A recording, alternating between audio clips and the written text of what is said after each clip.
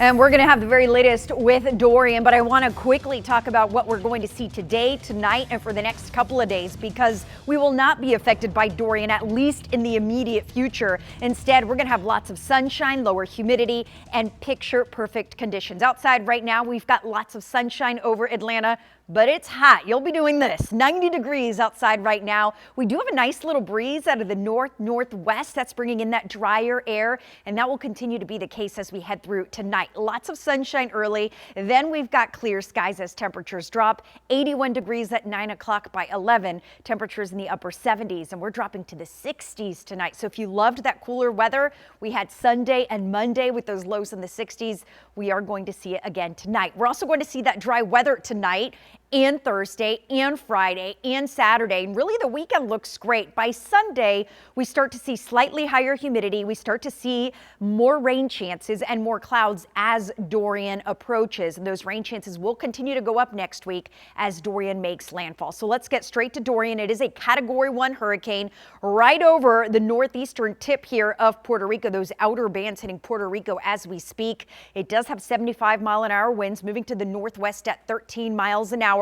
Going to move over the open waters of the Atlantic and intensify. The water here very warm. That's going to give this storm the fuel it needs to reach those strong winds. By Saturday, already seeing winds of 105 miles an hour. Then expected to be a Category 3 hurricane before making landfall sometime Monday with 115-mile-an-hour winds. Now this cone is huge. It encompasses almost the entire Georgia and Florida coast.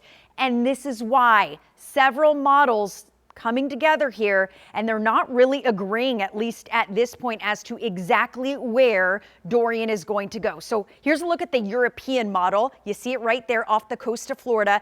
This model has it moving almost straight towards Miami over South Florida and going across the state of Florida into the Gulf of Mexico, where the water is very warm, and almost re-intensifying as it moves north towards the Gulf of Mexico and the coast, the Gulf Coast states. Now that's the European model. This is the American model, or the GFS, making landfall a little further north near Cape Canaveral, near Orlando, and then just skirting along the coast to the Georgia coast, bringing heavy downpours across parts of Georgia, and South Georgia getting hit pretty hard with heavy downpours. Rainfall totals over the next 7 days going to be high along the Georgia coast with this particular model, up to 10 inches of rain in southeast Georgia, and along the Florida coast could see up to 20 inches of rain. Now, as this system gets closer, we're going to know more and more about exactly where it will make landfall, but we do know at this point appears it will be a major hurricane as it makes landfall. Still a lot of uncertainty as to its exact path,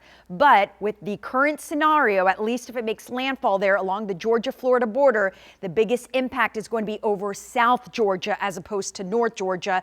Rain chances could go up as that system approaches. For now, though, we do have beautiful weather until it gets close early next week.